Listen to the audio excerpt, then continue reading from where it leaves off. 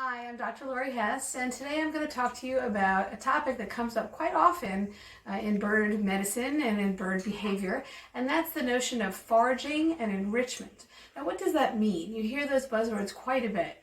The notion of foraging applies to the idea that birds in the wild forage for quite a few things. What does that mean? It means they forage or they seek and they actively go out and look for food. They forage for food in the wild. They forage for mates. They forage for nest sites. These are all the activities that keep them busy all day long.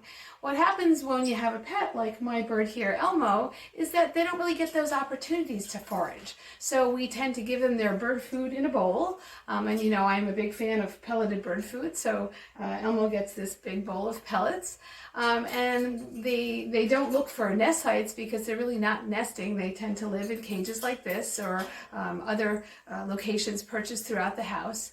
And they also don't really forage for mates. They often tend to bond to us, their caretakers, and although they're bonded to us, they're not really mating with us. So a lot of the jobs that they have in the wild are now taken away, and they don't have as much to do. So they often get bored, and they pick their feathers, they scream, they do a lot of destructive behaviors that we're really not happy with, that we have to deal with as bird owners. So what can we do? We can promote the idea that in captivity as pets here, birds like Elmo have the ability to forage. How can we help them forage? Well, we can do things like hide their favorite foods in bowls where we put other things. Perhaps we can use some wooden balls that are, you want to make them bigger than the bird's head so that they actually can't swallow them.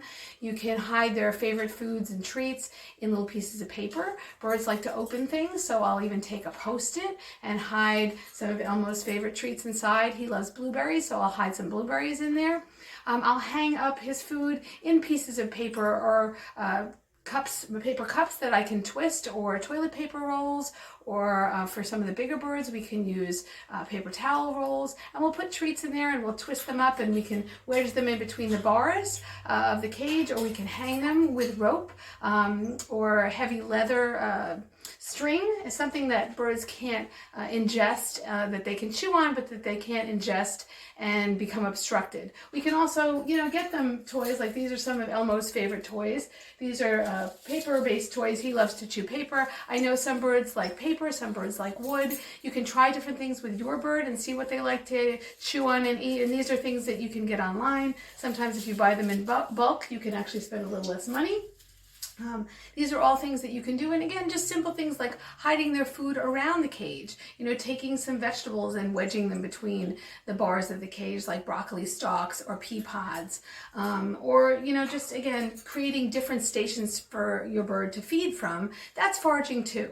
And then there's the notion of enrichment. Enrichment involves foraging and food, but it also involves getting your bird involved in other activities, giving him toys that are puzzles or things that he can discover things in, even providing him with TV. I mean, I'm a big fan of TV. Radio is fine too, but I always tell people, what would you rather do? Sit by yourself in a room and listen to the radio, or sit by yourself in the room and watch TV? And I think the TV is great because birds are very visual and they do like to see things as well as hear things.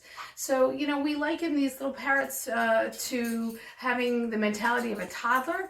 Some of the larger birds are, incredibly smart, incredibly long-lived, and they can learn lots and lots of things. So using their bird food as a treat and a toy that they can chew and play with, or certainly setting up stimulation in their own environment with the radio, the TV, other things, putting them in an area in the house that's highly trafficked where they can interact with people. These are all important things to keep their mind stimulated, to keep them active and very happy for a very long time.